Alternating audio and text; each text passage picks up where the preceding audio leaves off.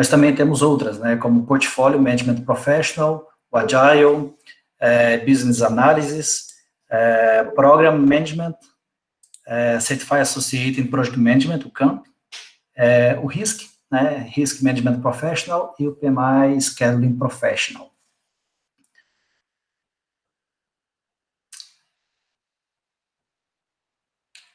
Próximo slide, por favor. Falando um pouco sobre o nosso capítulo, né? Nosso capítulo hoje, ele se propõe a organizar com uma certa regularidade, né, e com uma certa flexibilidade e adaptabilidade também em função dos nossos cenários VUCA que temos vivido aí na pele, né? Mas nós buscamos, a todo momento, através de voluntários e parcerias privadas e governamentais, públicas, promover e elevar a qualificação dos nossos voluntários e também da nossa comunidade, né? Nosso objetivo é sempre debater tendências, discutir, fazermos benchmarks, né? Aumentarmos a nossa capacidade de relacionamento para que a gente possa se conectar, estruturando assim um grande time em prol da busca pela excelência em gerenciamento de projetos. Nós estamos com uma iniciativa, esse já é o terceiro webinar, onde nós buscamos trazer profissionais de renome para que a gente possa realmente engrandecer o nosso conhecimento, trocar experiências e fazer com que a gente saia profissionais melhores do que nós entramos quando iniciamos esse webinar, né? Também promovemos workshops, treinamentos e palestras. Esse ano, com a questão do Covid, estamos realmente buscando alternativas para que todo o nosso trabalho realmente se adapte à nova realidade e assim a gente possa continuar entregando valor à nossa comunidade, né? Temos também a parte de mentoria e grupos de estudo, convido a todos a participarem do nosso grupo de filiados, onde a gente pode divulgar notícias, oportunidades, assuntos, tópicos, onde a gente pode realmente construir uma comunidade fortalecida em gestão de projetos. Temos também um projeto muito interessante que está acontecendo esse ano, que chama Projeto Safari, ele foi desenhado no ano passado. Esse Projeto Safari é um projeto que visa construir uma rede de benchmark na parte privada e pública muito forte, onde a gente troca experiência de profissionais voltados na parte de gerenciamento de projetos, onde as empresas abrem suas portas para que possa apresentar à comunidade metodologias, cases, como elas estão trabalhando, e, em contrapartida, a gente suporta também a comunidade através da oportunidade de troca de experiências, né? Agora voltamos à apresentação. Existe também, como comentei com vocês, as parcerias, elas são público-privadas, né? Nós hoje fazemos parte também do Gov Academy, né, que é uma oportunidade que nós estamos trabalhando em conjunto com o governo de Santa Catarina. Então, nós temos vários pilares e convido a todos a participarem da nossa comunidade, acessarem o nosso site, pmisc.org.br, onde vocês vão encontrar mais notícias e ficarem atualizados com relação às nossas iniciativas. Convido a todos a fazerem parte dessa grande família. Tá ok? Próximo slide, vamos falar um pouco sobre a nossa palestrante, né? Eliane Figueiró, ela é atualmente a nossa presidente do capítulo de Santa Catarina, né, especialista em gestão de projetos e riscos, com mais de 15 anos de experiência na gestão de riscos e projetos de grande porte. Ela possui as certificações PMP e PMI RMP, né, pelo Project Management Institute, PMI, SAFe, Agilist e Scrum Master. Escritora de vários artigos publicados em congressos nacionais e internacionais, sólida experiência em gestão de equipes multiculturais, tendo atuado em projetos nacionais e internacionais, como Brasil, México, Colômbia, Argentina e Portugal. Gerente de desenvolvimento de produtos na Thomson Reuters, corrija-me se eu estiver errado depois, tá bom, Eliane? Onde ela atua também no campo de estudo, através da gestão de riscos, teorias de restrições, Lean Management, Lean Startup, desenvolvimento do cliente, né? Atualmente, nossa presidente do capítulo de Santa Catarina. Desejo a todos um ótimo webinar. Eliane, a bola está contigo, sucesso a todos.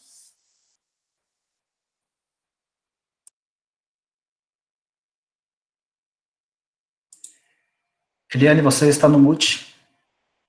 Não estamos conseguindo te ouvir.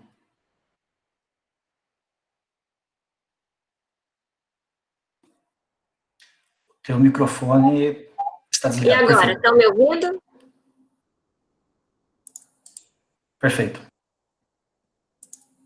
Vamos lá. Boa noite, pessoal, tudo bem com vocês?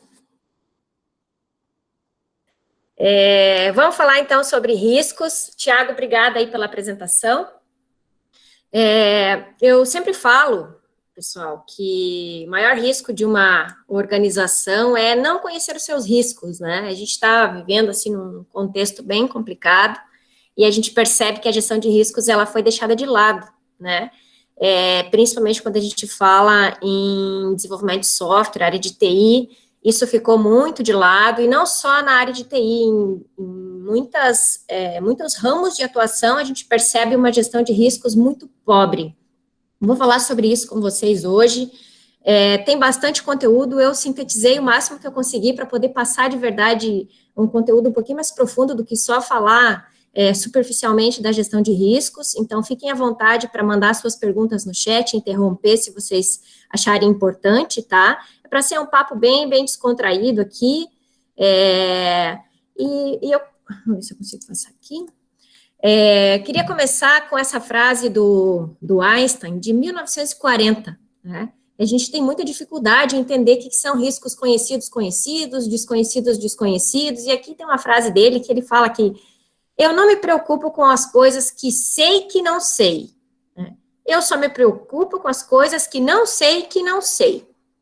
Por quê, né? Porque as coisas que sei que não sei, é fácil, é só eu procurar e eu vou saber, vou lá no Google, leio um livro, faço um treinamento, enfim, né? Porém, as coisas que não sei, não tenho nem por onde começar, né?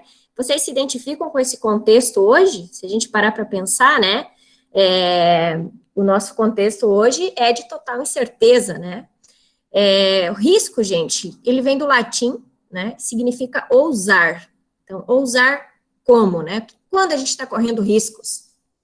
Na abertura de novo negócio, quando a gente decide comprar ações, quando o médico que vai fazer uma cirurgia complexa, né? Projetar uma ponte, tem alto risco, né? Uma nova plataforma para explorar petróleo em alto mar, né?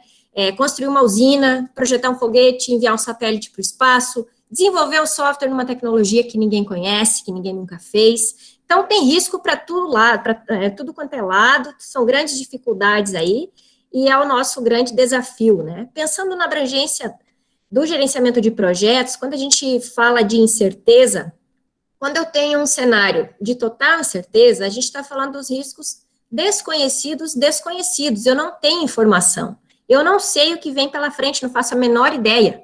É o que o Einstein, lá em 1940, estava falando. Quando a gente está num contexto de total certeza, são aí os nossos riscos conhecidos, né? E muitos deles, às vezes, eles são fatos que a gente trata como risco, e esse é um erro. O que eu tenho 100% acima de 80% de certeza que vai acontecer, não deveria nem ser tratado como risco, isso é um fato. Então, tem que ser tomada ação e decidido, talvez impacte o projeto, tenha uma ação de go ou não go em relação àquilo, né? Mas, então, para vocês terem uma ideia onde que as coisas se encaixam, tá? E os conhecidos, desconhecidos, né? Aquilo que eu posso buscar informação, eu sei que eu não sei a respeito daquilo, então eu preciso, às vezes, capacitar o meu time, vai desenvolver um produto numa nova tecnologia. A equipe está preparada? Né? Então, eu tenho uma informação parcial para poder trabalhar, tá? Para dar uma visão geral para vocês sobre a gestão de riscos, é utilizado tanto para projeto pequeno quanto para projeto grande. Então, esse negócio de que só projeto grande precisa ter gestão de riscos, fake news, galera. Não, projetos pequenos também, porque projetos pequenos, eles podem ser curtos, mas eles podem ter um alto custo, um alto impacto, um impacto ambiental que às vezes a gente não monitorou, com uma multa enorme para a empresa. Então, todo projeto, seja pequeno ou grande, pode ter a gestão de riscos, serve para todo projeto, tá? Um risco pode ser bom ou ruim, ou seja, ele pode ser uma oportunidade ou ele pode ser uma ameaça, é importante separar as coisas, né? Riscos não são fatos, falei antes para vocês, né? Tem mais de 80% de chance de acontecer, é um fato, não é mais um risco, né? E a falta de gerenciamento de projeto, gente, é um grande risco, tá? E alguns conceitos importantes que a gente tem que falar aqui, né? O que é o risco, né? É um evento que ele é incerto, que ele pode ou não ocorrer, e se ele ocorrer, ele pode causar um impacto positivo ou negativo, seja para o meu negócio, seja para um objetivo, né, do meu negócio, para uma iniciativa estratégica, para um projeto, se a gente fala no contexto de projeto, para um dos objetivos do projeto, para uma das fases do projeto, ou seja, é um evento incerto que ele pode trazer uma consequência positiva ou uma consequência negativa. Importante sempre vocês terem em mente, não é só negativo, tem o positivo também, né? E esse evento incerto, ele sempre vai ter uma causa, né, que é o evento causador desse risco, e ele sempre vai ter um efeito, que é o desvio do planejado, causado por essa ocorrência desse evento de risco, né, que é o efeito, né, é o impacto que vai gerar no meu projeto.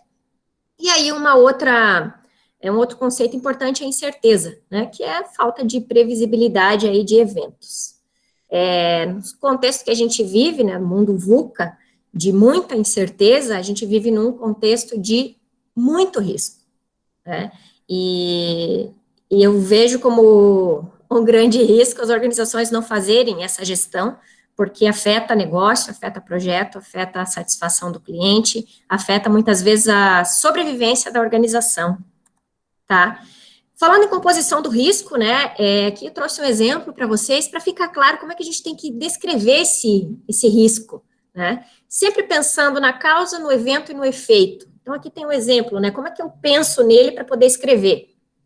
A causa, então, devido a, ou como um resultado de, poderá ocorrer, é o evento incerto, que, ou pode levar a. Então, aqui tem um exemplo, né? Devido a uma falta de compreensão dos costumes de um país, um gerente de projeto pode inadvertidamente ofender o cliente, que pode resultar em dificuldade para gerir o relacionamento. Outro exemplo, uma falha no servidor pode resultar em perda de 1 hora de transações, fazendo com que o usuário volte para o processamento manual. Então, com esse esqueminha, fica muito fácil de você conseguir descrever da forma correta os seus riscos, tá?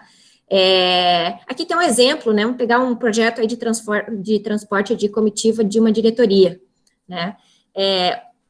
Qual que é o evento do risco? Então, ocorrer acidente com automóvel. Qual que é a causa? Então, dirigir em velocidade acima da permitida, com o efeito de lesões e traumatismos pelo corpo. A causa, vocês estão vendo que ela está relacionada à probabilidade. E o efeito ao impacto. A gente vai falar deles um pouco para frente. Então, quando pode ocorrer o evento do risco, né, durante todo o trajeto? E a frequência em que ele pode ocorrer, nesse caso aqui, uma vez. Aconteceu o acidente, né, vai parar, enfim, e não vai acontecer de novo. Então, isso é só um exemplo bem simples para que vocês entendam também alguns conceitos importantes aí, tá? Falando em tolerância a riscos, isso aqui é extremamente importante, porque isso muda de uma organização para outra, né? A organização, ela tem que ter claro qual é o limite de risco, qual é a tolerância, qual é o limiar que ela consegue suportar. Isso também muda, pode mudar de um projeto para o outro, né? Então, um projeto que é mais estratégico, que põe em risco a operação da empresa, ele tem que ter, talvez, uma tolerância a riscos menor, né? Então, é bem importante que seja avaliado no contexto do projeto, tá? No contexto do negócio, da estratégia de implementação, né, do que se propõe. Então, tem áreas, áreas em que a companhia ou os principais stakeholders podem aceitar riscos. Tem áreas em que não se pode aceitar risco, que põe a vida das pessoas em jogo, né? Então, a tolerância, ela pode ser tanto uma faixa quanto um intervalo, né? E quando a gente fala em restrições do projeto, por exemplo, tempo, custo, escopo, qualidade, satisfação do cliente, tudo isso tem tolerâncias que você pode suportar os riscos no teu escopo de projeto, durante o teu projeto, né? Podendo ter outras aí, número de acidentes com ferimentos, nível de poluição, tudo isso aqui, gente, a empresa já tem, para muita coisa, né, não para tudo, mas já tem definidas as tolerâncias e os limites. Então, se a gente pega, por exemplo, aqui um exemplo de uma parte interessada, que é o gerente de TI, né? A restrição dele é o tempo. Por quê? Porque nesse caso aqui, ele só tolera 2 dias de atraso na instalação do servidor. Está escrito errado aqui. Usuário final, satisfação do cliente. O cliente não pode tolerar mais de 2 reuniões sobre o projeto. Então, pode ser tanto uma... como é que eu considero isso, né? Pode ser uma faixa, um intervalinho, né? Ou pode ser um número exato, mas tem que ter essa definição, tá? Quando a gente fala em padrões de gestão de riscos, Aqui eu estou dando contexto, vamos pensar que essa pirâmide aqui é uma organização, tá? No topo, eu tenho o Enterprise Risk Management. O que é isso aqui? Isso aqui é quando a organização olha para o negócio, quando você tem um board de acionistas, né, o conselho de administração da empresa, que avalia a estratégia. E aí a gente tem um padrão que é o COSO, né, que é para o âmbito corporativo para aumentar a geração de valor. Isso aqui foi criado lá em 2001. Não sei se vocês vão lembrar daquele escândalo que teve com a Enron, que muitas empresas faliram, né, grandes empresas de auditoria foram colocadas em xeque porque não estavam fazendo um trabalho correto, né? Então, esse padrão, ele veio para evitar esse tipo de situação. Existem ações que as empresas precisam tomar para poder se resguardar nesse sentido, né? No nível abaixo, a gente tem o portfólio, ou seja, eu tenho um negócio, meu portfólio, tudo aquilo que eu vou atuar para que eu consiga implementar a minha estratégia e atender o meu negócio. No nível abaixo, eu tenho os programas, que são vinculados a um ou vários portfólios. Os projetos num outro nível também, e na base aqui a gente tem a operação, né? Se a gente pensar do topo até a base, nós temos a ISO 31000, que é criar e proteger valor. Essa é uma norma que ela não é certificadora, é uma norma que ela é, digamos, reguladora, ela é instrutiva. Então, todas as outras normas que elas falam de riscos, elas têm que se basear nessa norma aqui. Estou falando aqui agora as normas, né, mais reconhecidas no mundo, normas ISO. Se a gente pega uma OHS 18000, por exemplo, ela se transformou na ISO 45001. Essa norma que fala sobre risco de vidas, perigos e tudo mais no ambiente de trabalho, ela é baseada na ISO 31000. E a ISO 31000, vou mostrar para vocês, a base dela também são os padrões do PMI. Então, a gente tem aí vários padrões, está aqui o PMI falando de portfólio, programas, projetos, agora nessa última revisão, ampliando um pouco mais a visão, né, de gestão de riscos, mas ele é base, inclusive, para ISO 31000, tá? Vamos lá. O COSO, então, ele pega num nível muito mais estratégico, tá? Ele ressalta a importância da gestão de riscos para a definição da estratégia. Então, estou definindo uma estratégia e eu estou avaliando os riscos para o meu negócio, porque eu posso fazer com que muita gente perca dinheiro. Então, preciso ter ciência disso e responsabilidade, principalmente. E tem uma frase legal aqui, que fala que o desempenho operacional gerador de riqueza acontece através da integração e equilíbrio de todos os departamentos e funções com foco em riscos. E aqui está uma grande mudança de mindset, a quebra de paradigma, quando você tem todas as áreas da empresa pensando, né, o que pode afetar o negócio, né, seja no âmbito de atuação dela ou no maior. E aí aqui a gente tem, se vocês verem no centro aqui, ó, tem missão, valores, né, a visão da empresa, o desenvolvimento dessa estratégia, né, os objetivos estratégicos, como é que eles são formulados, tudo pensando em riscos, né, a implementação dessa estratégia, o monitoramento da performance e a geração do valor.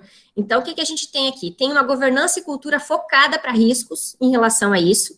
Você tem uma estratégia, a tua estratégia, ela é setada com objetivos, né, para atender, endereçar todos os riscos para o negócio. Eu faço um monitoramento da performance dos meus objetivos, né, da implementação, eu faço uma revisão, e a comunicação é um dos pontos mais importantes dessa norma. Então, algo está saindo fora do trilho, toda a organização tem que ser avisada. Isso aqui vai para o board, tá? Para o conselho de administração da empresa, para revisão. Os acionistas precisam ser avisados, e aí o representante dos acionistas são esses conselheiros, né? A ISO 31000, ela, como vocês podem ver aqui, ó, ela tem os processos que são muito parecidos com o PMI, ela foca em estabelecimento de contexto de operação da empresa, né, identificação desses riscos, análise, avaliação, né, o tratamento, fala da comunicação muito forte também, e monitoramento e revisão. Então, vocês podem ver que as normas são todas muito parecidas. Por quê? Porque essa ISO 31000, ela acaba regulando todas as outras, né? Tem um framework de execução com a liderança no centro, e tem 8 princípios, tá? No PMI, que é o que eu quero focar aqui hoje com vocês, são 7 processos que a gente começa aí com o planejamento do gerenciamento de riscos, né? Eu vou falar mais em detalhe o que é cada um deles, mas eu planejo como é que vai ser a minha gestão de riscos conforme é o meu projeto, né? Eu identifico os riscos, e esse aqui é o processo mais importante da gestão de riscos. Se você não sabe identificar riscos, grande probabilidade de falha, tá? A realização da análise qualitativa é o terceiro processo. A quantitativa nem sempre ela ocorre, mas para determinados projetos ela é fundamental, vocês vão entender por quê. Planejamento das respostas aos riscos, é como que eu vou reagir aos riscos do meu projeto, a quais riscos o meu projeto está exposto, não só o meu projeto, mas o meu programa, o meu negócio, o meu portfólio, né? Existe a implementação dessas respostas conforme gatilhos que vão ocorrendo e monitoramento dos riscos. E aí, né, o último processo que eu acabei de falar, que é o monitoramento desses riscos. Vamos falar um pouquinho sobre o plano de gerenciamento de riscos, né? Isso aqui hoje foi abandonado. O que eu tenho percebido, assim, projetos realmente de grande porte, que envolvem muito dinheiro, é que as organizações se preocupem em fazer a gestão de riscos efetivamente. E aqui o que é importante, né? Então, é definir como que a equipe, né, do projeto vai executar a gestão de riscos do início até o fim, durante toda a execução desse projeto, né? Como que vai ser estruturado no ciclo de vida de gerenciamento do projeto, com que frequência a gente vai fazer a gestão de riscos. Aqui entra o papel importantíssimo do PMO, tá? Definindo metodologia, né, estabelecendo papéis e responsabilidades, que recursos que estão disponíveis, né, tanto de orçamento quanto de pessoas, frequência em que os riscos serão monitorados, definição de níveis de probabilidade de impacto, isso aqui é importantíssimo, pode ser que para um projeto seja diferente do outro, é legal ter um padrão, mas é sempre bom revisitar isso aqui, tá? Uma matriz de responsabilidade, né, e de probabilidade de impacto com os limites. Tem organização que considera, por exemplo, num score de riscos acima de 64, eu tenho que ter uma ação. Isso é só um exemplo, depois eu vou mostrar melhor para vocês, tá? Tolerâncias das partes interessadas, isso aqui muda de um projeto para o outro, né? Relatórios, como é que eu vou apresentar relatórios de riscos para monitoramento do meu projeto, dos riscos do meu projeto, né? E o acompanhamento, como é que ele é realizado. Então, vocês vejam que o planejamento serve para isso aqui, e não dá para você sair identificando riscos sem primeiro dar uma revisitada nesses pontos, tá? Fazendo esse planejamento, avaliando como é que vai ser a gestão de riscos, a gente vai para o processo de identificação desses riscos, né? Que é aqui, gente, o objetivo é criar uma longa lista de riscos. E para a gente aqui está falando, às vezes, de centenas e centenas de riscos, tá? Você pega um projeto de construção de, sei lá, vamos mandar um foguete para o espaço. Vocês conseguem imaginar a lista de riscos de um projeto desses? Passa de 1000. Então, quando a gente fala longa, para alguns projetos, realmente ela é muito longa, né? Ter certeza, né, um dos objetivos da identificação de riscos, que os riscos estão devidamente identificados no formato de causa, risco e efeito. Isso aqui faz toda a diferença para você, inclusive, achar qual é a ação adequada para eles. E descobrir o risco real, né? Compreender os riscos, né? Então, riscos incluem o que pode dar certo, né, que são oportunidades, e o que pode dar errado, que são as ameaças, tá? E aí, uma dica importantíssima, separar o que é oportunidade do que é ameaça, para a gente ter um tratamento diferenciado tanto para as ameaças quanto para os riscos, tá? Isso faz também diferença e ajuda bastante a gente a tomar as ações, que vamos lá, vamos pensar, né, uma oportunidade pode ser que uma oportunidade para a minha empresa seja um risco para o meu cliente, e vice-versa. Então, tem que existir essa preocupação, tá? Um grande desafio na identificação dos riscos é você descobrir o risco real. É o maior desafio. Às vezes você acha que você chegou no risco, mas você ainda não está no risco. Então, por isso a importância de estar naquele formato de causa, efeito, de causa, evento e efeito, para que a gente consiga descobrir o risco real. Aqui tem um exemplo, né? Ó, o fornecedor não consegue esclarecer quais os problemas com o material a ser utilizado. Tem ações que podem ser tomadas para você descobrir o real risco.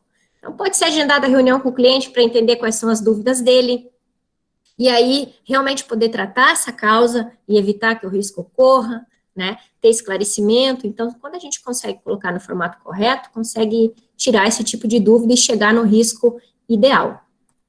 Tá? Aqui coloquei um exemplo, tem vários, tá, pessoal? Mas quando a gente está fazendo identificação de riscos com uma equipe que ela é inexperiente em gestão de riscos, em baixa maturidade em gestão de projetos, não adianta você dar uma planilha enorme com vários campos, porque você só vai complicar a vida deles. Então, começa com uma planilhazinha bem simples, que nem essa, que você tem o que é risco geral do projeto, e aqui uma estrutura de EAP, né, com os pacotinhos de trabalho, as principais atividades, para identificar os riscos tanto do projeto como um todo, quanto por atividade. Por que isso aqui é importante, né? Porque aqui eu vou sair com uma lista de riscos, só vou pensar neles, tá? Quando eu tenho uma equipe que já é experiente, eu já posso começar com uma tabelinha como essa aqui, ó, que é muito similar à anterior na parte de identificar, né, se é uma ameaça, uma oportunidade, a descrição do risco, tanto para geral do projeto quanto por atividade, mas ele já começa a pensar em probabilidade daquele risco ocorrer, daquela ameaça ou daquela oportunidade, qual seria o impacto, e já chega num score, que é a probabilidade vezes o impacto, né, me dá o score do risco para eu poder fazer um ranking. Quem aqui já tem experiência com gestão de riscos, sabe que lá na frente a gente vai chegar no resultado de priorização de riscos, né, e aí, quando eu já consigo ter uma equipe experiente que já faz isso no dia a dia, ela consegue, como ponto de partida, já sair daqui, tá? E aí existem vários métodos, isso eu acho muito bacana, porque a gente conhece várias técnicas, enfim, né? Mas o mais legal é o desafio de quando usar cada uma delas e como você misturá-las, né? Fazer uma combinação legal que te dê resultados melhores. Não vou passar correndo nesses tópicos aqui, porque é muito conteúdo, teria que ter um treinamento de 8, 12, 16 horas para a gente falar de todos eles, né? Mas a gente vai falar aqui, então, comparação de uma lista de categorias de riscos e lista de riscos, que é uma das formas de você identificar riscos. Outra são dados históricos de riscos e outros documentos, né? Brainstorming, efetuar um pré-mortem ou um post-mortem, né? Enfim, diagrama de afinidades, entrevista com especialistas, técnica de grupo nominal e técnica Adelphi. Muitos desses termos aqui, para quem já fez a prova de certificação PMP, para quem já estudou para a prova, isso aqui não é novidade, vocês já viram, né? Mas o desafio é entender o uso de cada uma dessas técnicas, que é o que faz a diferença no nosso dia a dia, né? Eu trouxe aqui o pré-mortem, que é uma técnica que eu adoro, tá? É uma técnica que ela é parecida com o brainstorming, né? Só que o que ela diferencia, né? Você tem um grupo, um grupo de pessoas. Esse grupo de pessoas, ele é incentivado a imaginar que o projeto foi completado, foi concluído já. No entanto, ele falhou. E essa falha pode ter atingido um objetivo do projeto ou todos e ter sido uma maior catástrofe do mundo. Né? Então, você solicita ao grupo, né, que ele explique as razões do porquê que o projeto falhou. E aí, aqui, né, por que é legal? É porque é mais divertido, é uma técnica que ela é diferente, não é ameaçadora, ela envolve olhar o projeto por diferentes aspectos e diferentes prismas, né, porque cada pessoa tem uma visão, tem um conhecimento, já atuou com um projeto similar ou não, né, e incentiva a pensar fora da caixa, né, e ela é útil quando? É útil quando as pessoas conhecem bem o projeto e são obrigadas a pensar de uma visão diferente, né? Ela não resulta na identificação de todos os riscos, né? E algumas pessoas aí têm dificuldade em imaginar falhas.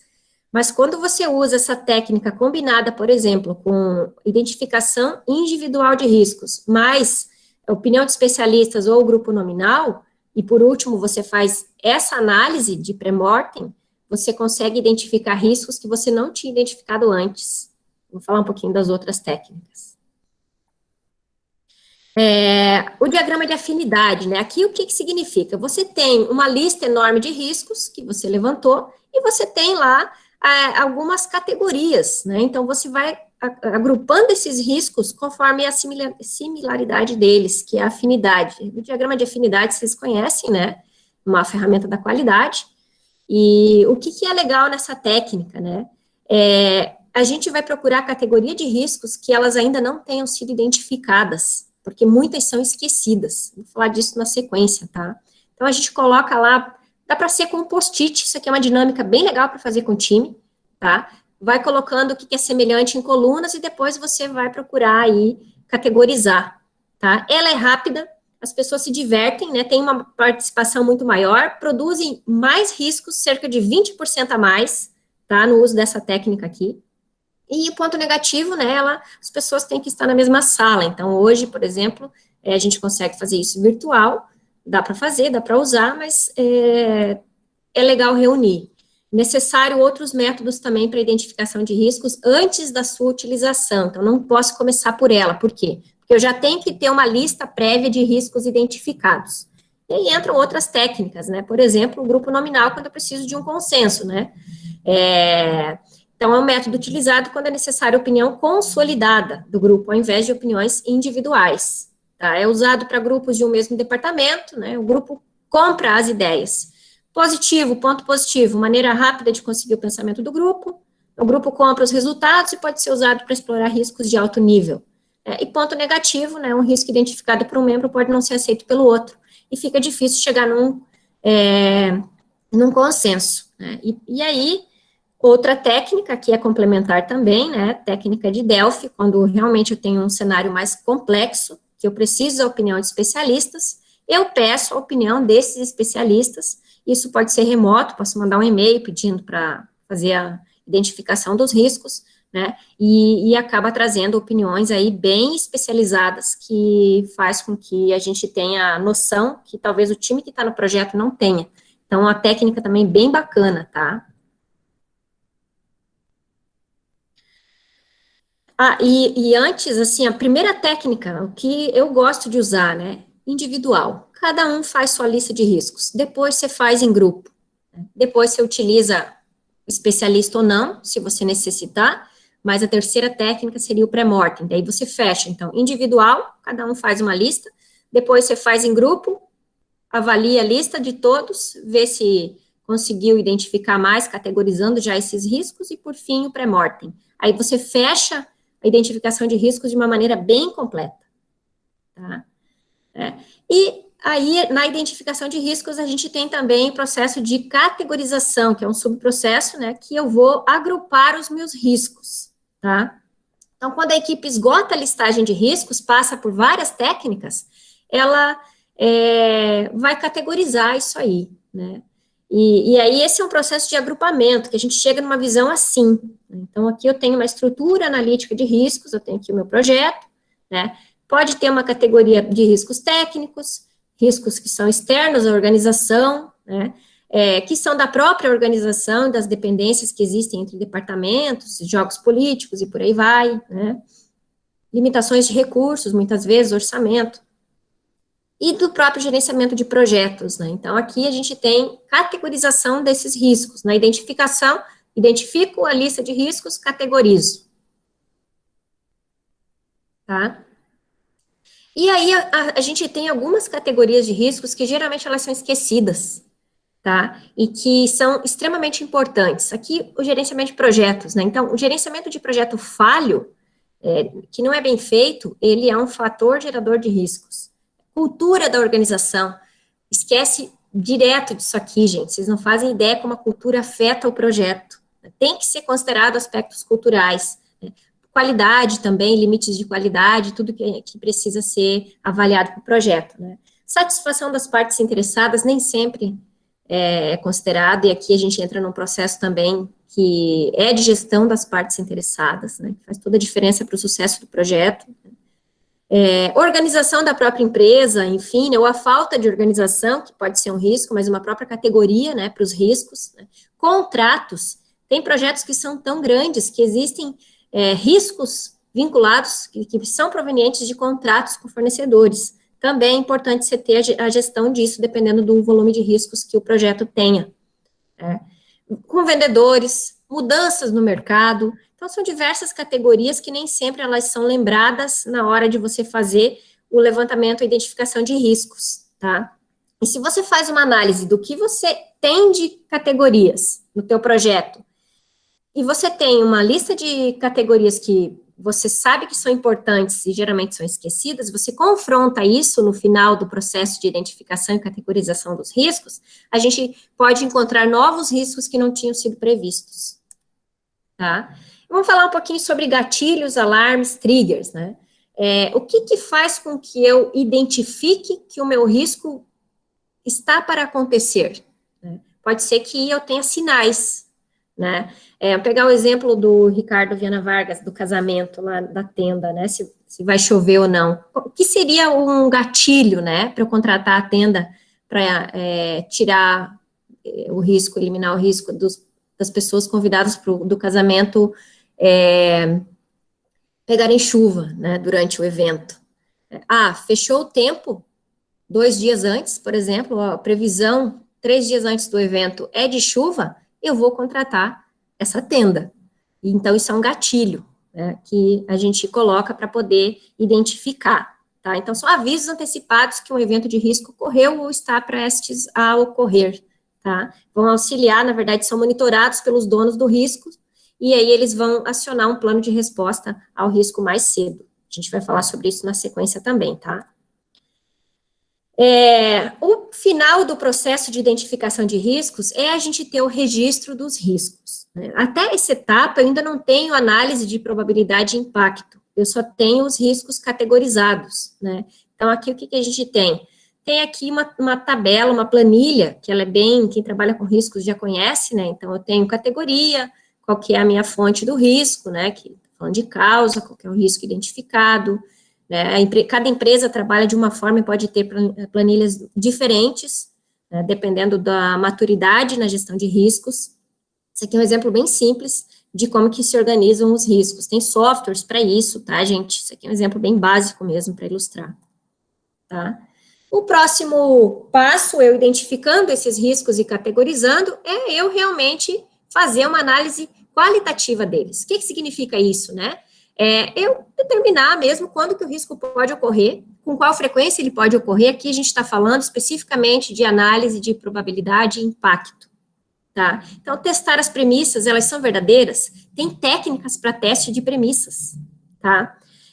Verifica a estabilidade, né? Quão realistas são essas premissas, quais as suas consequências, se são falsas, né? Determinar a probabilidade e o impacto de ocorrência. Então, esse processo de análise qualitativa, ele é para tudo isso aqui, tá? Então, efetua a hierarquização da lista de riscos, a priorização. O final do processo de análise qualitativa de riscos é eu ter a lista priorizada de riscos. O que eu preciso atacar para poder ter um projeto saudável? Quais riscos eu preciso controlar? Procura tendências, né, e auxilia na tomada de decisão, prosseguir ou não com o projeto. Então, aqui eu chego numa análise de go, no go. Por quê? Porque pode ser que o projeto tenha tanto risco que não vale a pena ser executado. Então, muitos projetos são abortados nessa fase. Tá? Aqui a gente está falando em probabilidade e impacto, né, a probabilidade, então, é a chance de o risco ocorrer. E o impacto, né, é o efeito que o risco vai ter no projeto caso ele ocorra. Aqui tem um exemplo bem simples de escala de probabilidade, né, que eu tenho muito baixo, baixo, moderado, alto e muito alto, e aqui cada empresa também muda isso aqui, tá, gente? Escala de 1 a 10, por exemplo, né, então do 1 e 2 é muito baixo, 3 e 4 é baixo, 5 e 6 moderado, o alto é 7 e 8, muito alto 9 e 10, mas isso aqui também não é uma regra, cada empresa usa de um jeito, tá? É importante ter essa definição. Aqui um exemplo, né, o que significa um impacto muito alto, 10, por exemplo, né, a gente está falando de uma falha no projeto, né, o 1 é o nenhum impacto, e aí aqui cada empresa também tem as suas definições, né, tenho certeza que se for perguntar para vocês, cada empresa trabalha de um jeito, né, então 9, né, que também é muito alto, 40% acima do orçamento, vou ter um estouro de orçamento gigante, eu vou ter um atraso que vai levar o dobro do tempo, sei lá, também, né, então, são definições que precisam ser feitas para ter uma boa gestão de riscos nos projetos, tá? Isso aqui tudo faz parte de governança de riscos, tá, pessoal?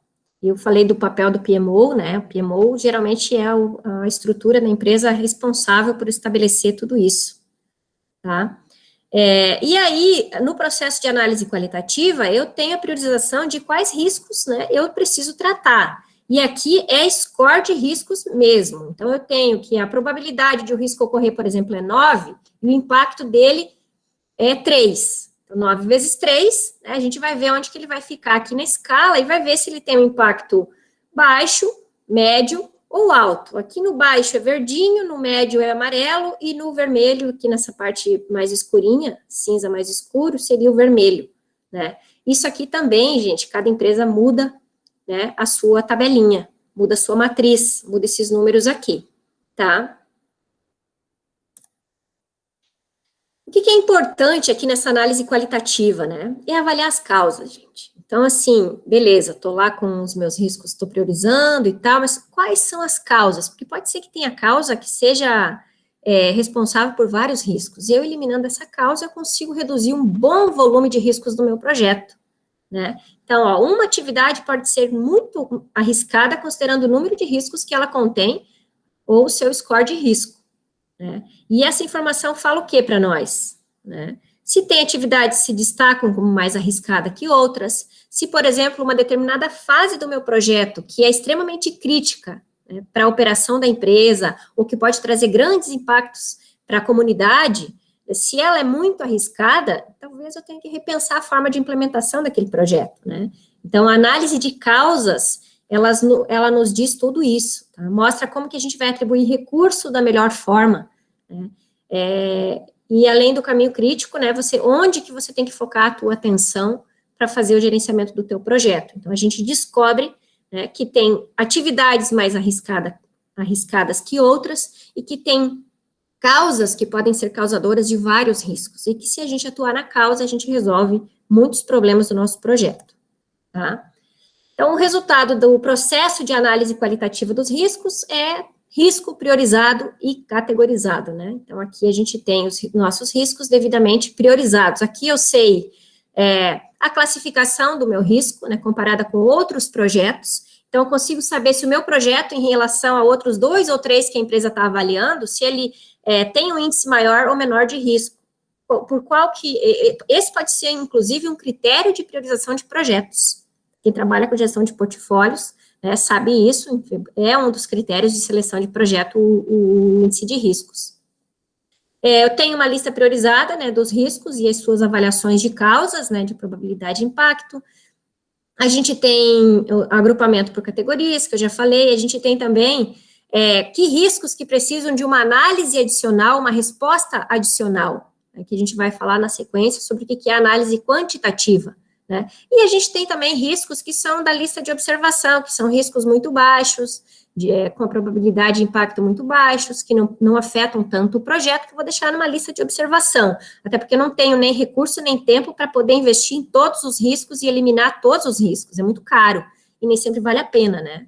E aí tem também decisões de go ou no go. É para isso que serve o processo de análise qualitativa de riscos, tá? Beleza, terminei a análise qualitativa, tenho meus riscos priorizados, o que eu faço agora, né? Pode ser que eu pule direto para planejar as respostas aos meus riscos, mas pode ser que para alguns riscos eu precise realizar o processo de análise quantitativa de riscos. E o que é isso? Quando que eu vou fazer essa análise, né? Quando a gente acredita que identificou todos os riscos do projeto, né? Se vale a pena o tempo e dinheiro que serão gastos nesse processo, então tem que ser feita uma análise, né? O projeto tem uma prioridade muito alta e visibilidade. Então, se é um projeto que está sendo monitorado na estratégia da organização, é um projeto que ele precisa, muitas vezes, passar por uma análise quantitativa de riscos, né? Para quê? Para a gente definir aqui reservas de contingência, até reservas de gerenciamento, né, para os riscos que a gente não conhece, mas aqui falando em riscos conhecidos, são as nossas reservas aí de controle dos riscos que a gente vai ter para poder atuar neles, né? Então, há pouca tolerância para os estouros de custo e prazo. Então, quando eu tenho um projeto que não pode atrasar e o orçamento é extremamente limitado, eu preciso talvez fazer uma análise melhor dos meus riscos, né? E se a gente tem as ferramentas para realizar essa análise, tá? E a gente pula esse processo e vai direto para o planejamento das respostas se a gente tem um orçamento pequeno, um projeto de curta duração, né? E se a gente é novo na gestão de riscos. Então, você tem uma equipe que não é experiente em gestão de riscos, pula essa etapa, né, que boa parte do trabalho já foi feito, tá?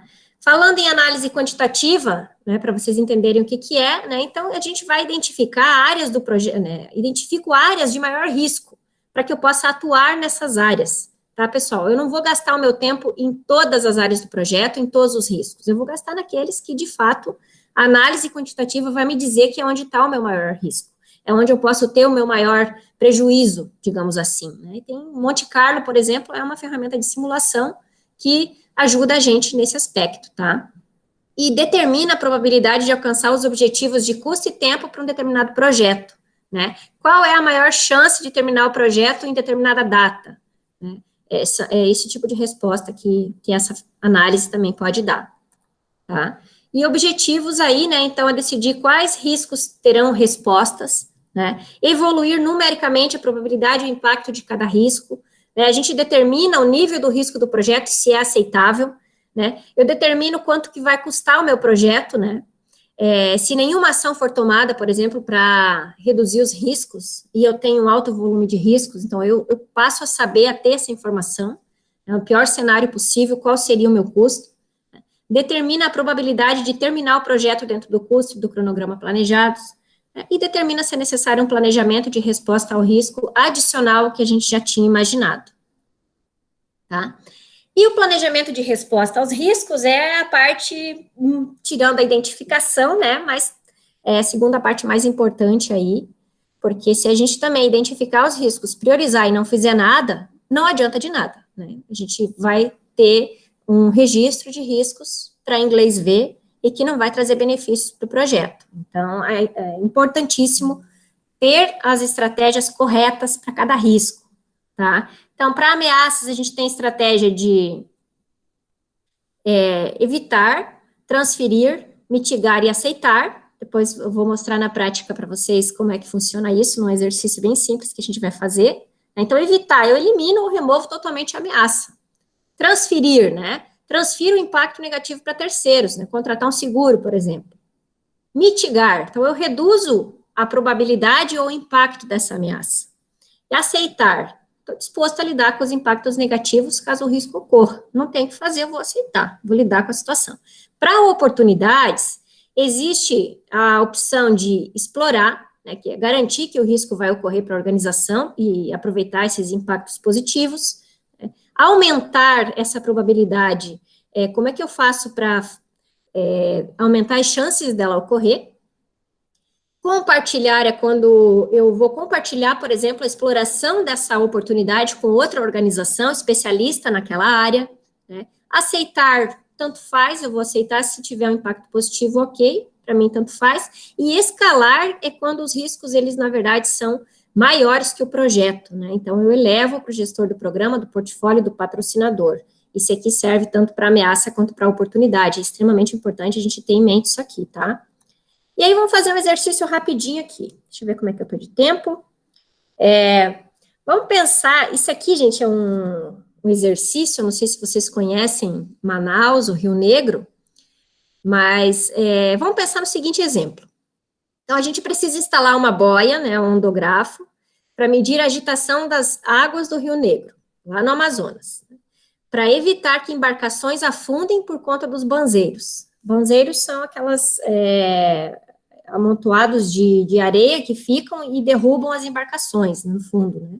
E essa boia, ela tem 1,5 metro de diâmetro e pesa 250 quilos. Ela é equipada com 3 sensores que medem a direção, o período, a frequência das ondas e a temperatura superficial da água, além de um radiotransmissor de dados e um GPS, um sistema de posicionamento global de navegação por satélite, que fornece a posição e horário das condições atmosféricas em tempo real, né? Então, a boia é que ela vai prever onde que tem esses banzeiros, para evitar que as embarcações, elas afundem. A boia deve ser instalada a 4 quilômetros da margem do Rio Negro, a partir da praia da Ponta Negra, uma profundidade de 21 metros. Né? Esta boia é instalada por empresa altamente especializada e seus mergulhadores, né, que precisam realizar testes no equipamento antes de sua entrega ao cliente. Né? Qual que é o risco aqui, gente? Vamos lá, vamos pensar. Né? Qual que é a nossa ameaça? Tá?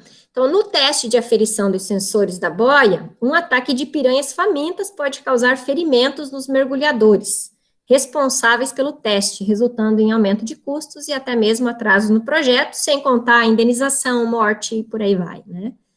Como que a gente evitaria essa ameaça? O que vocês acham? Se alguém quiser falar do microfone, por favor. Dá para ir longe aqui, né? Como é que a gente Elton, ameaça dessas? rede em volta da região onde vai ser feito o teste. Uma rede mais fina de metal, com a profundidade e altura ali ideais. Bacana, uma rede para proteger os mergulhadores. Que mais?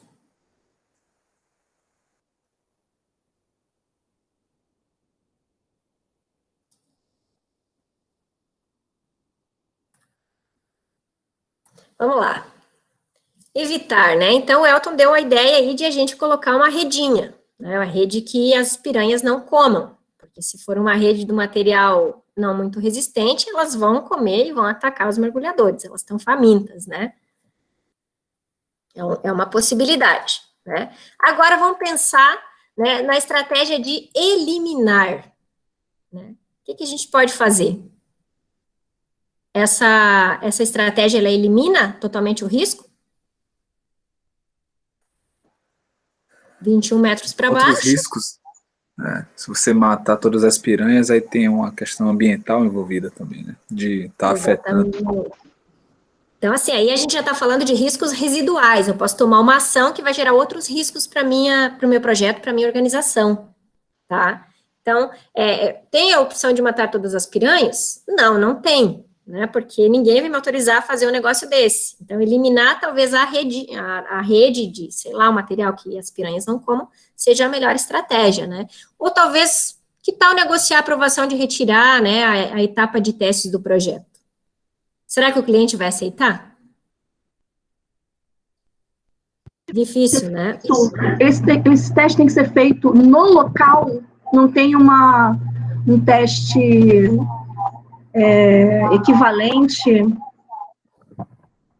similar, diferente? Pois é, só se colocasse outro rio, né, que não tivesse piranhas, pode ser uma opção. Quanto custaria isso? Né? Então, são todas análises que precisam ser feitas, tá? Quando eu decido eliminar o risco, eu estou dizendo que eu não vou conviver com ele e eu vou gastar um valor X para poder eliminar esse risco, tá? Só para vocês entenderem o que é cada estratégia. Se a gente está falando em mitigar a probabilidade de ocorrência do ataque, o que vocês acham que poderiam ser estratégias para mitigar? Eliane, fazer como o pessoal que leva boiada faz, eles colocam um boi lá numa outra região que está doente, alguma coisa assim, as piranhas atacam aquele lá, enquanto isso eles passam com a boiada, sabe? Isso, ó, alimente as piranhas em outro lugar, passe repelente contra piranhas, existe isso? Não sei, né? Para a gente dar risada. Então, estude os hábitos das piranhas, pode ser uma opção, né? Veja onde elas estão nos períodos do dia, talvez elas não estejam sempre naquele local, né? Talvez tenha um período do dia em que elas estejam, sei lá, dormindo, não sei, mas é uma opção, né? Contratar técnicos especialistas nisso, né? Colocar pessoas de mentira na água para distrair as piranhas, também não sei se elas vão ser enganadas, né? Podia utilizar um expert em piranhas para realizar o teste, não sei, o encantador de piranhas, né?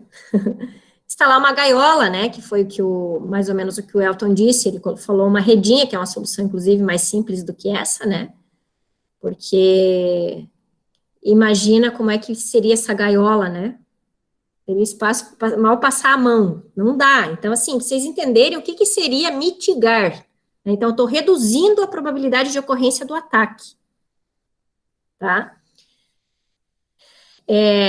Posso, né, para mitigar o impacto, aqui a gente está falando de mitigar a probabilidade, para mitigar o impacto, A gente pode usar, talvez, roupas à prova de piranhas. Vão morder, mas não vão conseguir chegar na pessoa. É uma opção, é um risco que está se correndo, né? Maneiras de realizar o teste mais rapidamente. O que mais que vocês conseguem imaginar para mitigar o impacto do ataque das piranhas?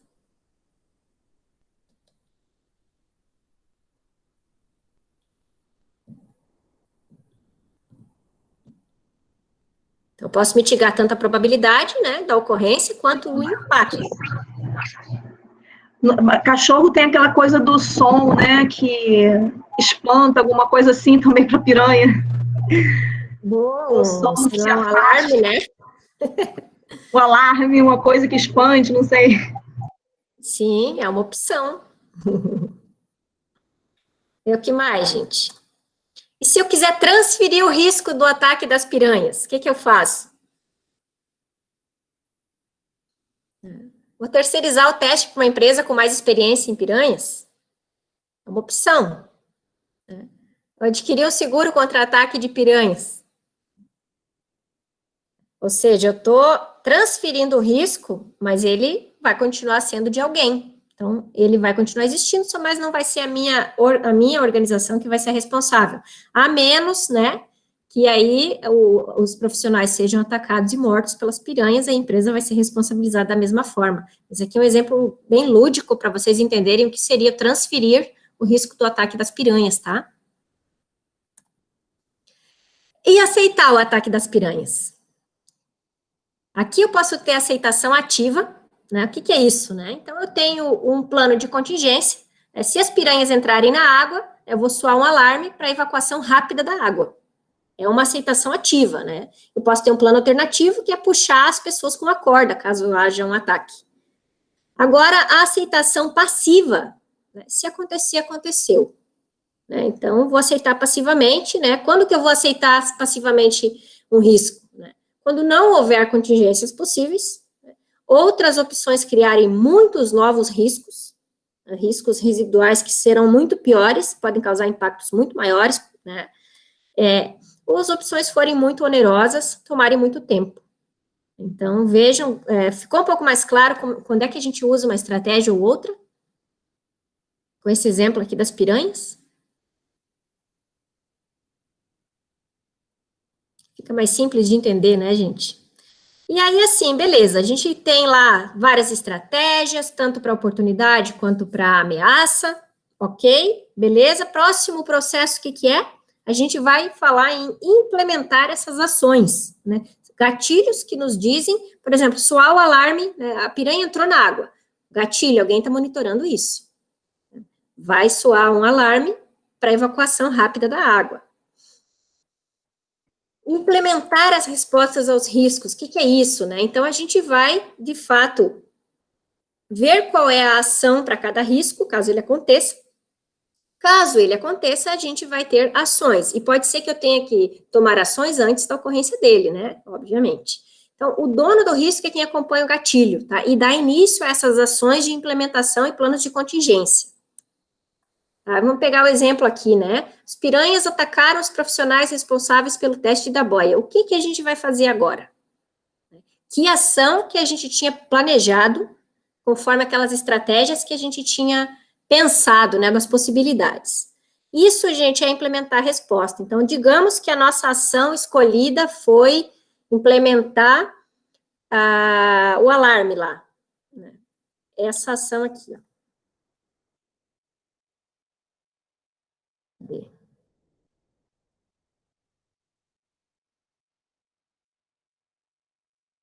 Play.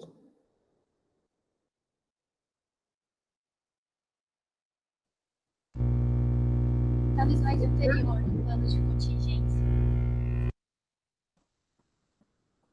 A gente pode pegar esse aqui, né? Mas assim, qualquer uma delas. Vou pegar um exemplo, o transferir não tem ação para a gente, né? Vamos mitigar a probabilidade de ocorrência. A gente decidiu que a gente ia estudar os hábitos das piranhas e ver para onde elas vão, por exemplo. Né? O que que a gente vai fazer se elas mudarem de curso e atacarem durante a execução? O que vocês acham? essa ação deveria estar planejada como uma ação de resposta ao risco, tá? Então, é isso que a gente precisa pensar. Tem lá várias possibilidades, eu escolho o que eu vou... Pode ser 1, 2, 3 ações, né? Podem ser várias, né? E aqui nesse processo é onde eu, de fato, implemento a ação para resolver o meu problema, né? Aqui a gente vai usar as nossas reservas, muitas vezes, né? Quando a gente tem reserva no projeto para lidar com os riscos, né? Mas é o que vamos fazer? Opa, gatilho startado para o meu risco, mãos à obra, vamos trabalhar, né? Resolver o problema para poder fazer o teste na boia ondografa ali lá no rio, tá? E aí, gente, durante todo o projeto, a gente fala, legal, identifiquei riscos, fiz a categorização, né? Tô com os meus riscos bonitinhos, todos registrados, ações, plano de resposta para cada um deles, né? E aí? Morreu? É isso mesmo? Acabou? Faço isso durante o planejamento do projeto e nunca mais volto para olhar eles? Não. A gestão de riscos, ele é um processo, os processos de gestão de riscos, eles acontecem durante todo o projeto, né? Com exceção, claro, da implementação das respostas, que na fase de planejamento eu posso não ter, mas é um processo que é vivo, né? O registro de riscos é um documento vivo. Por que ele é vivo? Porque a cada novo evento do meu projeto, a cada entrega de uma nova fase, ou cada mudança de escopo que acontece, cada pessoa que sai, cada pessoa que entra, o cenário muda, e pode ser que novos riscos possam ser identificados. Então, ele é um processo que tem que acontecer durante todo o andamento do projeto. Por isso que existe o processo de monitorar os riscos, né? O que significa isso, né? Aqui o objetivo do monitoramento é justamente eu acompanhar para poder fazer a implementação do plano de resposta aos riscos, né? Garantir o cumprimento, né? Gerenciar o processo, então, gerenciar as reservas de contingência, é aqui que eu vou gerenciar se o dinheiro que eu tinha separado para determinado risco foi suficiente, se o meu gasto foi muito maior, ou se eu não usei, passou uma fase do meu projeto que era muito arriscada, não aconteceu nenhum dos riscos, opa, isso aqui é um saving, eu não vou mais gastar. Então, é monitoramento dessas reservas, né? Reserva de gerenciamento dos riscos que a gente não sabe que não sabe, então, podem acontecer, né? E aí eu faço uma reserva e deixo lá, não significa que eu vou usar, mas eu tenho que monitorar isso aí também, né? Cria soluções de contorno, né, para riscos que eu não tinha previsto, aconteceu algo no meio da execução do meu projeto, não estava em lugar nenhum, ninguém pensou nisso, né? Eu tenho que ter uma solução de contorno, né? Controle os riscos do projeto, né?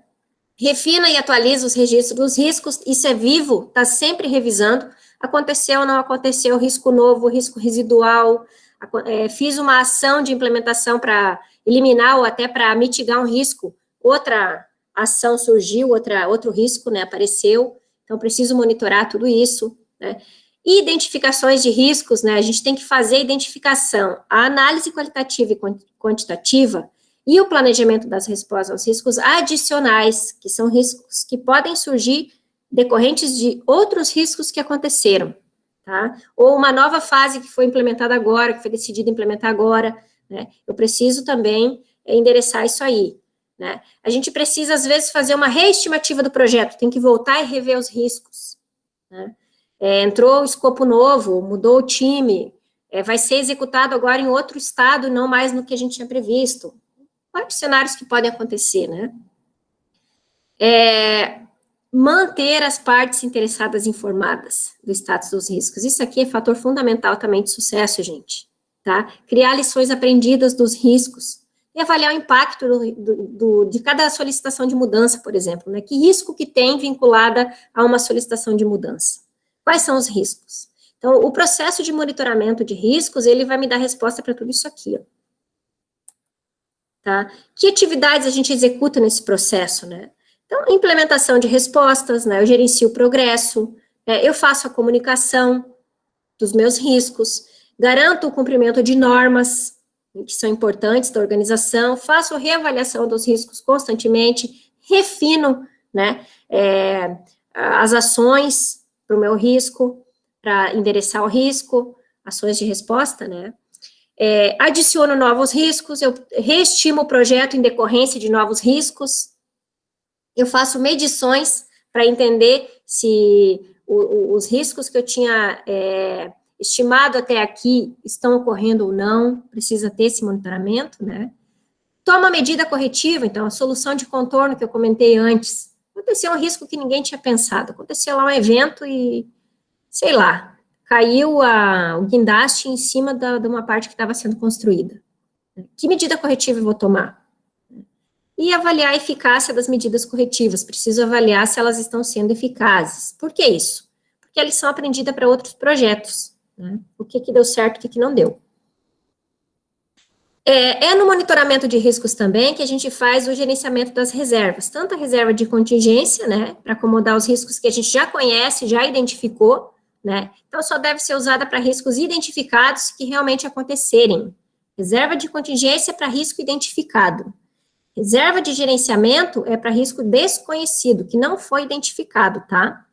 Então, a mudança na linha de base do escopo exige uma mudança no projeto, e, consequentemente, uma solicitação de mudança com reservas adicionais. Isso aqui nem sempre é feito, né? Muitas vezes é adicionado escopo novo, e a reserva de gerenciamento, ela não é ajustada para poder contemplar esse novo escopo, essa alteração do projeto.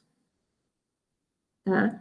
Solução de contorno, que eu comentei antes, né, uma resposta a um risco não identificado que ocorreu, né, e elas são sempre reativas, gente, tá? Então, a necessidade de grande número de soluções de contorno indica falta de planejamento adequado do projeto, né, e que este está com sérios problemas. Então, você está tendo que usar muita solução de contorno, muita ação corretiva e resolver problema o tempo inteiro, que você não fez o planejamento direito. Isso é um sinal claro, tá bom? Tá? Eu queria fazer uma pergunta aqui. Quem que é da área de TI, que desenvolve software? Tem bastante gente aqui no grupo?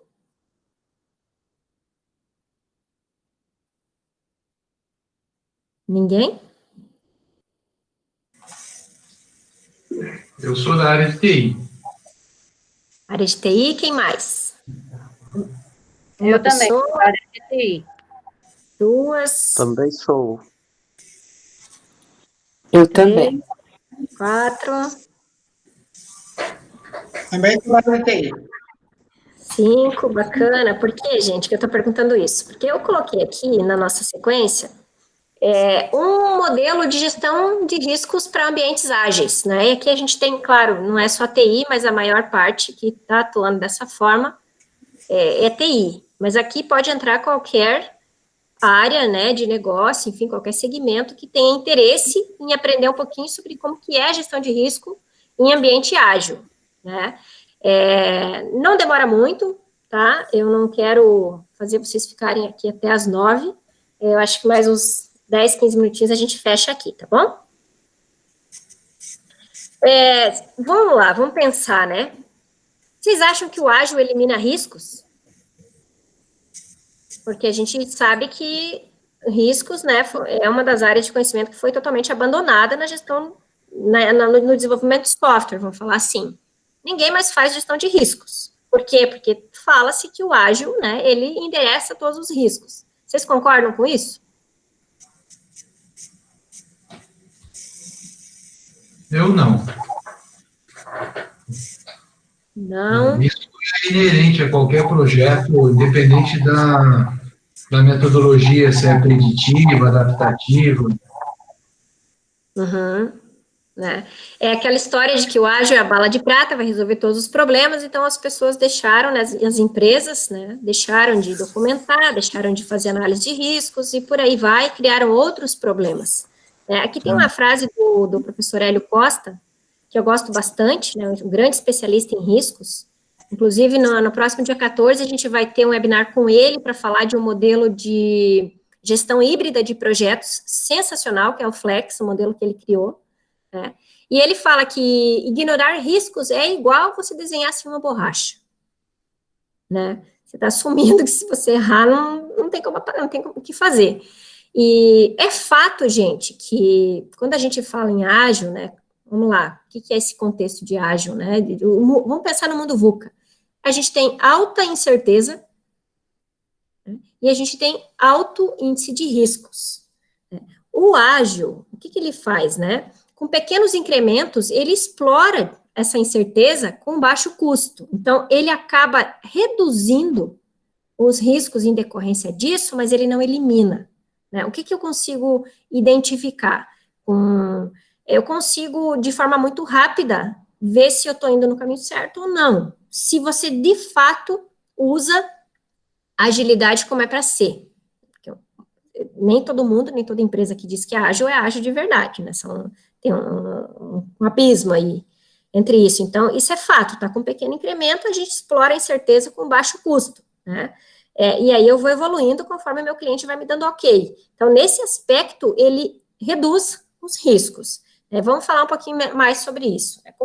Quais são os problemas geralmente enfrentados? Vamos pensar em gestão de riscos e o mundo ágil, né? Primeiro, né? Não tenho a visão do que é gestão de riscos, porque acha que riscos, né, é complexa. Então, a gestão de riscos sempre foi vista como muito complexa, que dá trabalho e que não traz valor. Isso é um grande equívoco, né? Então, a gente tem a percepção que os riscos são sempre negativos. É outro problema enfrentado. Não é sempre negativo. Pode ter grande oportunidade que eu estou deixando de aproveitar porque eu não estou fazendo a gestão de riscos, né? E o ágil, ele não precisa ter gestão de riscos. Um outro grande erro, né? Gestão de riscos é responsabilidade do GP. Um outro grande problema, né? Isso aí quem tem que fazer análise de riscos, identificação de riscos é o gerente do projeto. Aí o cara vai para uma sala, fica lá horas sozinho e traz uma lista pré-pronta já, aquela listinha, e que o pessoal assume como verdade. Não é assim que funciona, né? Ele pode facilitar as reuniões, mas não é ele que tem que identificar risco para o projeto, né? Existe um outro problema que é a falta de alinhamento estratégico, né? Então, a gente não tem um alinhamento do business com o projeto, com o produto. As pessoas estão fazendo as coisas, mas sem entender qual que é o real vínculo com a estratégia, qual que é o propósito, né? E aí também não consegue entender que não gerenciar riscos pode estar colocando em risco o próprio negócio. Então, a gente tem aí alguns problemas que são enfrentados e que a gente, no mundo ágil, precisa desmistificar, tá, gente? O ágil, ele, como eu falei antes, ele facilita a identificação de riscos, né? Por que ele facilita a identificação de riscos e ele acaba endereçando muitos riscos? Através dos seus princípios, né? Porque o ágil em si, ele tem um ciclo curto de entrega, né? Então, eu não espero 2 anos para entregar um projeto. 15 dias de um sprint, eu já consigo entregar um pequeno incremento para o meu cliente, né? Eu tenho envolvimento do cliente durante todo o ciclo de desenvolvimento, desses ciclos curtos. Isso aqui nem sempre é verdade, tá? Tem empresa que diz que é ágil e que o cliente não se envolve nas definições, né? Eu consigo endereçar risco quando o meu cliente está realmente envolvido no desenvolvimento do meu produto. Pensar numa startup aí que ainda não tem um modelo de negócio, que ela precisa validar tudo isso, ela tem que ter potenciais clientes que trabalhem em parceria com ela, para validar o que ela está fazendo. Senão não faz sentido. Então, o planejamento é realizado de forma colaborativa, não é alguém que está planejando e vai apresentar isso para o restante do time do projeto, que é outra grande falha, né? Não, ele tem que ser feito de forma muito colaborativa, né? Transparência entre todos os envolvidos, né? Então, facilitando o entendimento de todos, por consequência, né, a identificação dos riscos. Então, o que acontece? Quando eu tenho transparência, todo mundo se conversa, está próximo, né, fica mais fácil de você identificar o que pode dar errado. As pessoas, elas começam a falar que a atividade está atrasada, ou que descobriu uma nova parte do escopo que não estava prevista, ou que a tecnologia não está dando certo. Opa, já acende o farol, você já vai trabalhar em cima daquilo. Então, nesse sentido, que o ágil facilita a identificação de riscos, mas tem que ser o ágil de verdade, e não muito ágil que a gente vê por aí que não é de verdade, né? Então, e foca também no trabalho a ser realizado, né? Minimiza problemas de priorização de projetos. Então, nesse aspecto, a gente tem umas vantagens, tá? E aí, quando a gente fala de um processo, o ágil, o que é o ágil, né? Falando em ciclos de projeto, ele é um ciclo que é tanto iterativo, né, e incremental. Então, ele tem essas duas características, né? Tanto por ser iterativo quanto por ser incremental, ele permite uma maior adaptação a essas mudanças, porque eu estou falando aqui que eu vou entregando em pequenas partes, que são incremental, e interativa, que eu vou descobrindo o escopo da próxima fase, conforme eu vou entregando. Então, eu não tenho ainda visão do todo para poder fazer o planejamento inteiro, tá? Quando Nesse processo iterativo, com entrega incremental, que permite maior adaptação às mudanças, o que a gente tem? Né? Então, a gente tem ciclos de feedback que são muito curtos, que dão resposta para a gente, né? A gente tem adaptação frequente a esse processo e a gente tem a repriorização também. Então, tudo isso acontece muito rápido, né? E o plano atualizado, ele é atualizado regularmente, na verdade. Nas reuniões diárias, você tem atualização de planejamento. Você tem, inclusive, revisões de planejamento que acontecem nas reuniões diárias, né? E a gente tem essa entrega que ela é frequente para validação do cliente. Aqui a gente está falando das técnicas de validação do cliente do próprio Steve Blank, que é toda aquela parte que foi base para o livro do Lean Startup, né, inovação. Se a gente tem um contexto assim, fica muito mais fácil de você trabalhar. Só que os riscos, eles continuam existindo. Continuam existindo porque quem está no âmbito do projeto não está vendo o risco do âmbito do negócio, né? E é aí que as coisas começam a complicar. Então, tem aqui... Só um minutinho, gente, por favor. Licença para a mãe, Rafaela. O que a gente faz aqui, então, para promover essa cultura de gestão de riscos, né? A gente precisa primeiro trabalhar essa cultura. O que é essa cultura de gestão de riscos, né? Se a gente trabalha num contexto que é de muita mudança, né, é uma cultura, né, é um cenário de muito risco. Então, abraçar mudança é abraçar risco. E abraçar risco é eu saber lidar com esse risco, é eu querer conhecer esses riscos e eu não fazer vista grossa para eles, como muitas organizações fazem, né? Então, se eu tenho muita incerteza, eu tenho muito risco. Primeira coisa, trabalha essa cultura, todo mundo pensando em risco, tá? 2, né? Estabelecer um framework integrado para a gestão de riscos. O que é esse framework integrado, né? Aqui a gente está falando de mais colaboração e menos hierarquia, tá? Em que todas as áreas se conversem e tenham entendimento de como elas conseguem colaborar umas com as outras. A área de estratégia, como é que ela consegue disseminar e fazer com que o entendimento do que é a estratégia, um objetivo estratégico, chegue na pessoa que está lá na base executando uma atividade que vai contribuir para aquele objetivo estratégico. Isso nem sempre acontece, tá, gente? Na maioria, inclusive, das organizações, isso não acontece. E é um grande gap. É por isso que existe um gap na implementação da estratégia. Você tem um planejamento estratégico que é lindo, mas a implementação da estratégia, ela é falha, né? E aí, o que a gente precisa fazer? Começar com um processo simples de gestão de riscos, extremamente simples, né? Você faz o básico, identifica risco, prioriza eles e define as tuas ações. Eu vou explicar para vocês como que a gente faz isso num contexto ágil, tá? O terceiro passo é compartilhar essa responsabilidade da gestão de riscos, né? O que isso significa, né? Quando eu estou falando de risco de negócio, é o meu C-level que é responsável, tá? Quando a gente está falando de portfólio, é PMO e GPs que são responsáveis. E quando a gente está falando em produto, aqui a gente tem os POs e os times ágeis que são responsáveis por esses riscos, tanto de desenvolvimento quanto de entrega, né? Então, aqui, se a gente consegue promover essa gestão de riscos, que todos tenham pensamento para identificar esses riscos e tratá-los, a gente consegue ter uma forma muito colaborativa de trabalho e endereçar os riscos corretamente, porque risco de negócio, ele é endereçado de uma forma, né? São, às vezes, projetos que são executados para mitigar risco de negócio, né?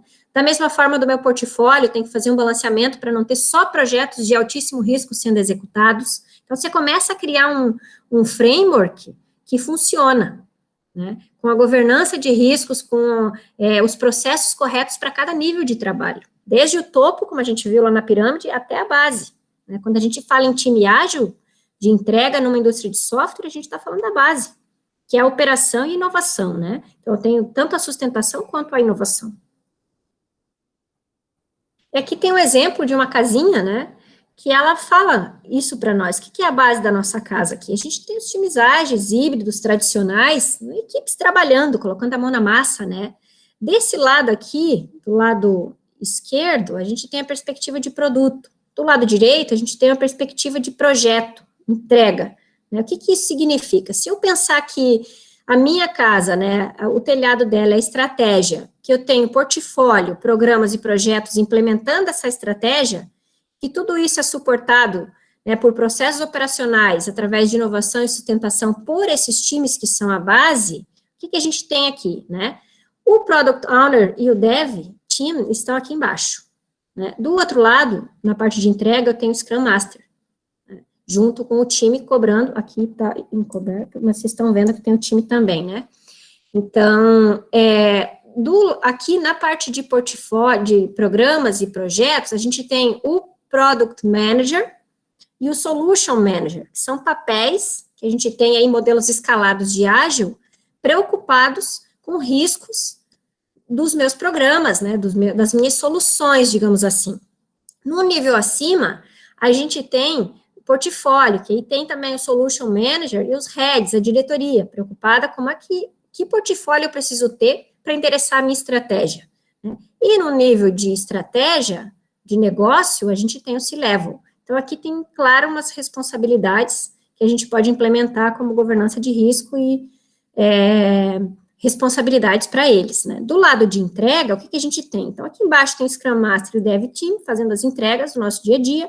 No nível de programas e projetos, a gente tem os PMOs departamentais, né, que são designados, né? A gente tem gestores de programas, tá? Gestores de projetos, enfim, aqui é o time que faz a gestão das entregas. Tem organizações hoje que não tem mais isso, tá? Não tem mais isso formalmente no papel de gerente de projetos, mas tem a responsabilidade, né, que um gerente de projetos teria espalhado em outros papéis. E aí, aqui a gente está falando de lideranças de equipe, tribe leaders, dependendo da estrutura, né? Existe a responsabilidade e a gente precisa pensar em capacitar essas pessoas com visão de entrega e gestão de riscos, tá? Aqui eu estou falando de gestão de treinamento e gestão de projetos mesmo, gestão de riscos, tá? Um nível acima do portfólio, a gente tem um PMO corporativo, né, que tem a visão do todo, né? E de estratégia, aqui também a gente tem o comitê, né, da gestão de riscos, que é vinculado ao board, que é o Enterprise Risk Management. Com essa visão, eu consigo ter uma visão consolidada de todos os interlocutores principais para que eu possa fazer uma gestão de riscos efetiva na minha empresa. Opa.